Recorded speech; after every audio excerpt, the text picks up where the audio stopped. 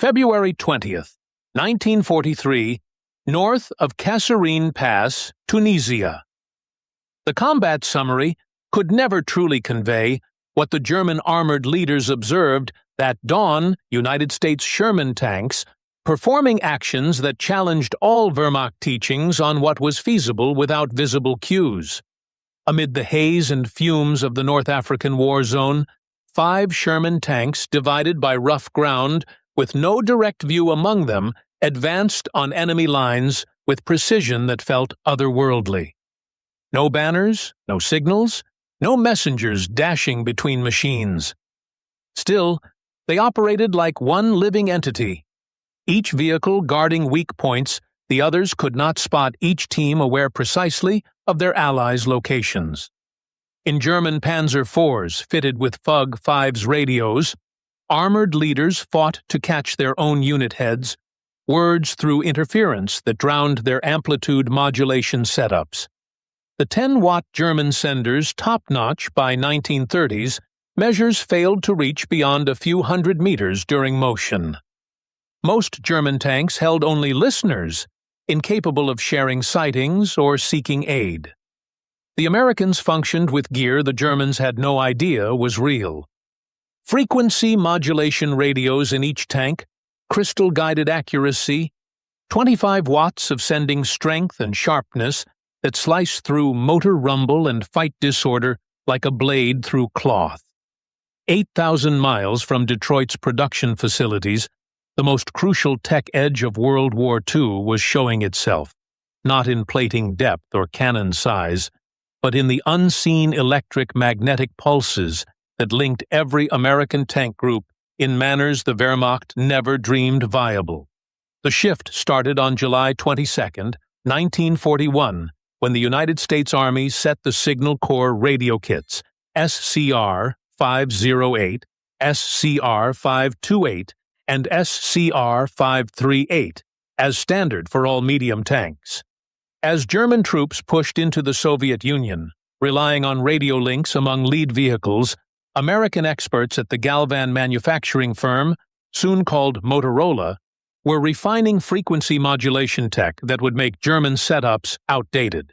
The design group featured Daniel E. Noble, who imagined FMUS in war machines, and Henrik Magnowski, the main RF specialist, who tackled the issues of placing advanced electronics in a tank's tough setting. Their invention weighed 181 pounds and turned every Sherman tank into a point in the globe's initial combat web. The BC-604 sender produced 25 watts of energy, 2.5 times the German FUG-5's yield. Working in the 20.0 to 27.9 MHz band, it offered 10 preset slots, with crystal-managed steadiness. The pair of BC-603 receivers in the SCR 508 let leaders track several bands at once, a skill that became vital in clashes. The true breakthrough was in frequency modulation alone. Edwin Armstrong's FM method, granted to the armed forces, removed the crackle and disruption that troubled amplitude modulation setups. While German tank radios caught every spark burst as disturbance, American FM radios gave crisp voice exchanges even amid heavy shelling. November 8, 1942. Operation Torch delivered American armor to North Africa. The 2nd Armored Division's tanks arrived near Safi and Fidala with SCR 508 radios that would quickly prove their edge over German links the Afrika Korps, though the Wehrmacht's most seasoned armored group worked under strict communication barriers. A typical German tank group of 5 machines had just 1 or 2 with complete FUG-5 transceivers, able to both send and receive. The rest carried FUG-2 receivers alone. They could take commands, but not reply or note foe spots. German tank groups ran via a strict chain of command. The group head sent orders that lower tanks confirmed through deeds instead of speech. When lead tanks fell, easily spotted by their extra antennas, whole groups lost unity. This weakness became disastrous against American troops, where any tank could take lead roles. The Battle of Kasserine Pass, February 14th to 24th, 1943, gave the first big showcase of American radio dominance. Though a tactical win for Germany, the fight exposed abilities that shocked Wehrmacht watchers. In the chaotic combat spread, parts of the U.S. 1st Armored Division kept unity over 50 miles of war area tank teams who had never crossed paths aligned strikes, alerted each other to dangers, and summoned artillery aid via crystal-clear FM exchanges. German signal spy units caught American broadcasts and remarked on outstanding sharpness and teamwork. The 10th Panzer Division's spy branch stated that American groups held links at distances where German radios made only noise. More alarming was the insight that every American tank seemed able to fully send, not merely lead machines. The German FUG-5 radios running on amplitude modulation in the 27.0 to 33.3 MHz span. Basic flaws. The 10-watt senders strained to hit 2 to 3 kilometers in perfect settings, falling to just hundreds of meters when machines moved. Every spark plug spark, every electric engine, every track shift created disruption that AM setups could not screen. September 1943 carried American armor to Italy, where hilly land should have canneled radio perks. Instead, FM tech showed even greater worth in situations that made German AM radios worthless. The SCR-508's frequency modulation dealt with the echo disruptions of mountain dips much better than amplitude modulation. American tanks aligned moves through land where sight cues were out of reach, and German radios broke down fully during the push toward Cassino. American armored groups showed skills that challenged German grasp. Tank groups split by ridges, aligned assaults with accuracy that German rules said needed eye contact. The 1st Armored Division's post-fight summaries described normal teamwork at spans where German radios yielded only crackle. June 6, 1944.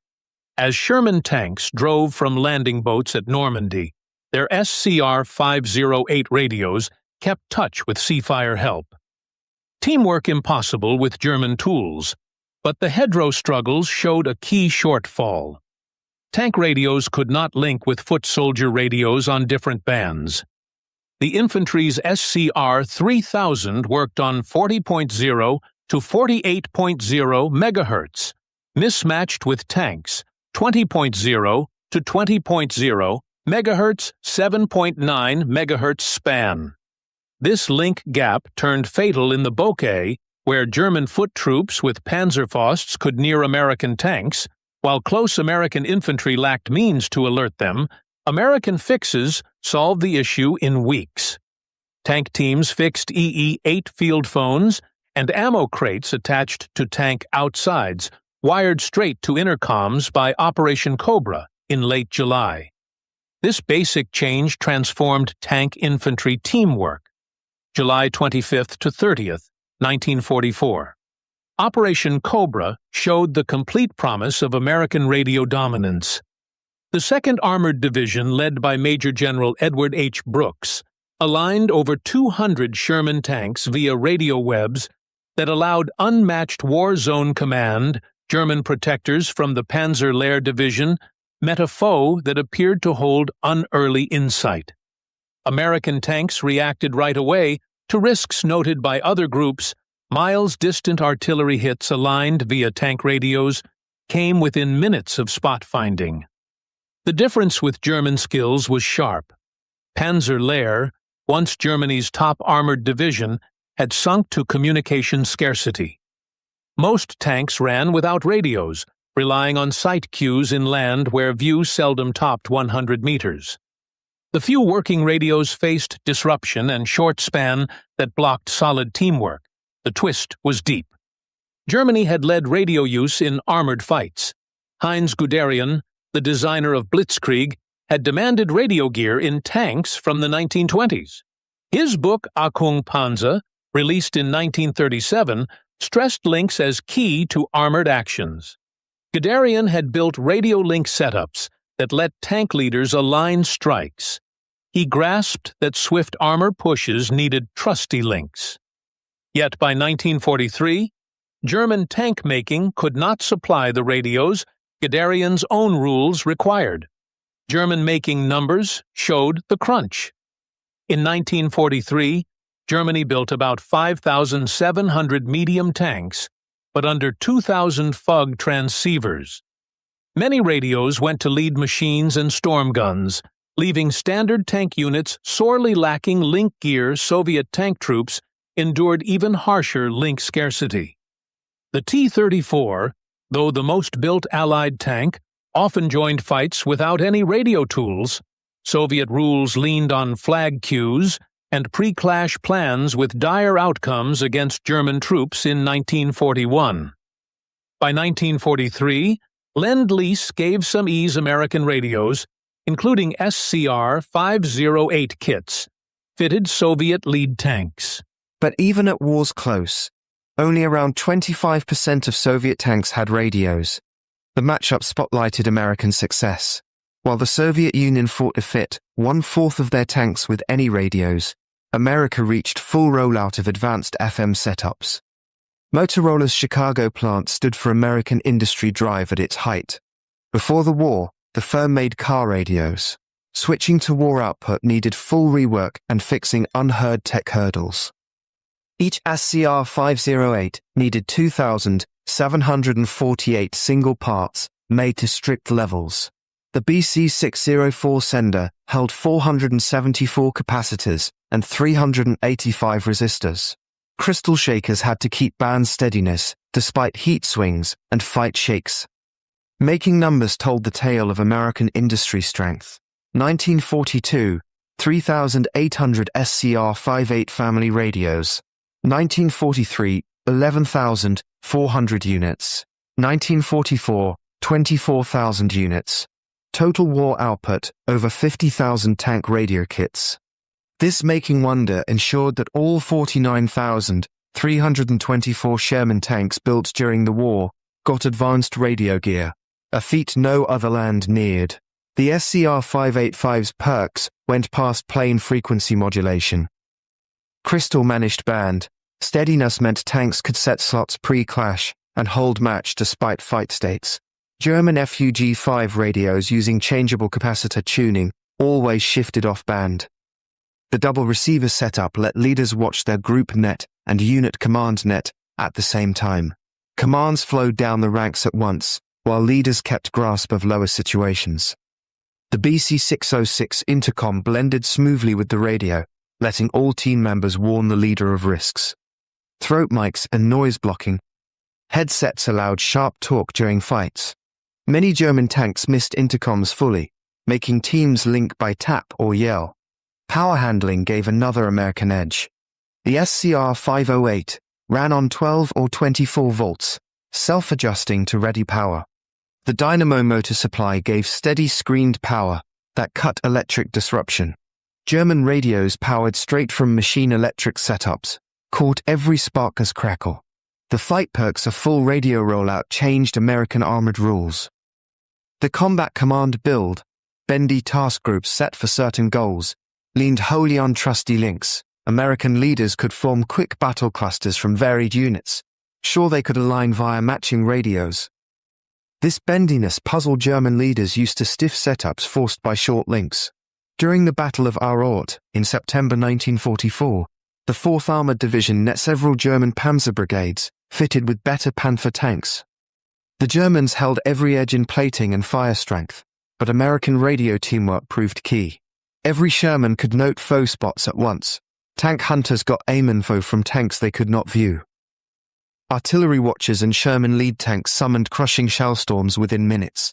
Over 3 weeks, the 4th Armored wrecked 281 German armored machines while losing just 41 Shermans, a 7-1 kill rate that challenged tech specs. All through the war, German spies missed the weight of American link dominance. Fight summaries noted American teamwork but linked it to drills, not tools. A seized September 1944 spy review said, American tank units show strong radio order and teamwork. This seems to stem from broad drills and firm link steps.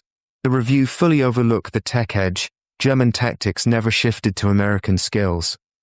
They kept aiming at assumed lead tanks based on antenna builds, not grasping every Sherman could align war zone replies.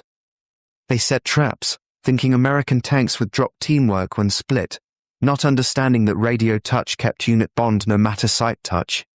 March 1945. As American troops neared the Rhine, their link dominance peaked. The seas of the Rhine Bridge showed the swiftness of American command and rule. When the 9th Armored Division found the Ludendorff Bridge hull, radio notes hit 1st Army base within minutes. Within an hour, divisions over the full front were moving to use the chance. German troops relying on phone lines that American planes steadily wrecked could not reply with matching speed. American radio teamwork built a solid guard of the bridge base. Tank groups from varied battalions blended without hitch, aligning fires via radio webs. German counterstrikes poorly aligned due to link breaks came in bits and were crushed one by one. April 1945, the ring around the Ruhr Pocket showed the peak of American link dominance. American armored lines from the 1st and 9th Armies aligned a complex double wrap, fully via radio links. Inside the pocket, 325,000 German soldiers found themselves stuck, partly as their links had fallen. American fighter bombers led by radio-fitted forward air guides steadily wrecked German link points. Formatched units lost touch with upper bases and one another. Field Marshal Walter Mogg's last notes before link break showed the German bind. No touch with nearby units, no link with upper bases. Fights go on, but teamwork impossible. American radio dominance deeply shaped the mental side of tank war. American teams battled knowing they were never solo.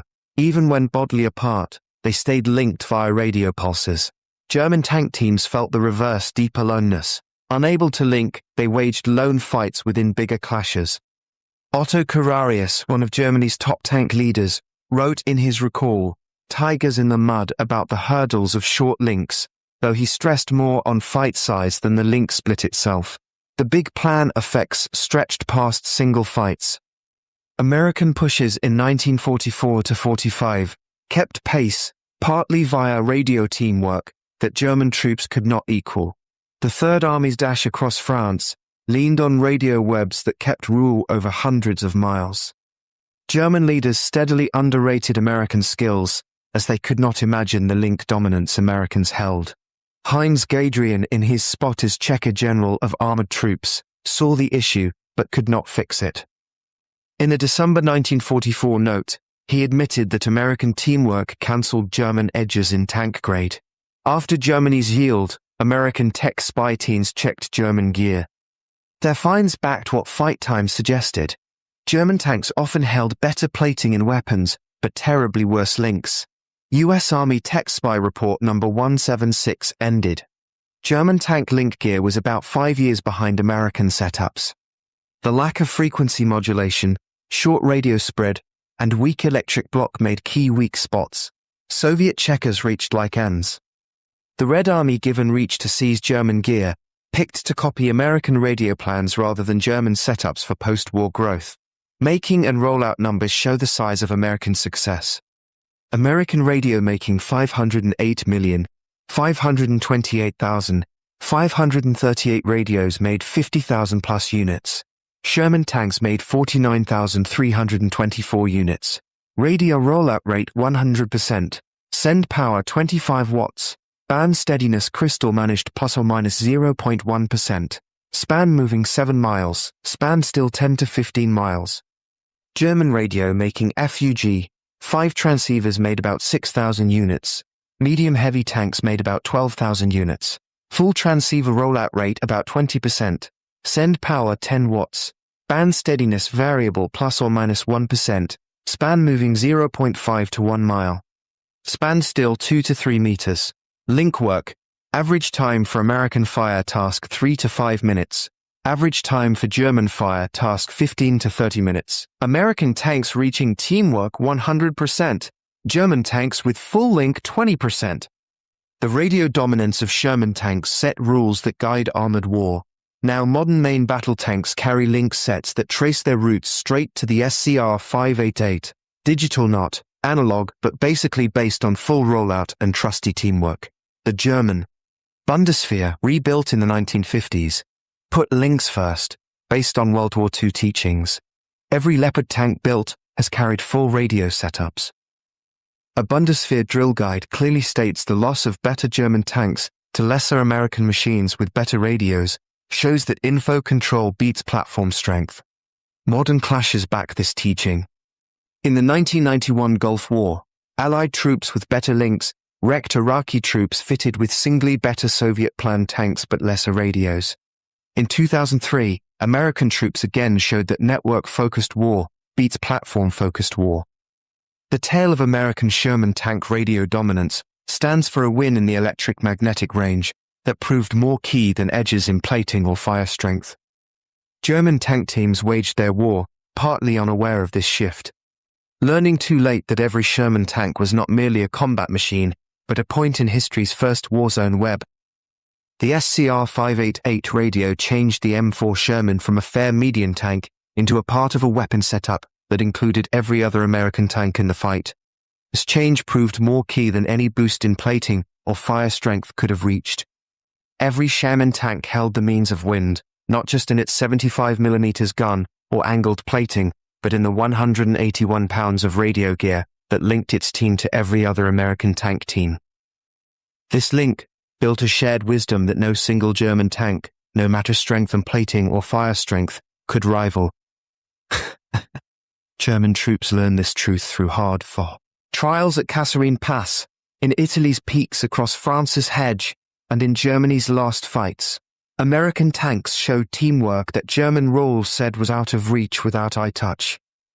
The Wehrmacht never built a strong counter, as they never fully grasped the tech split.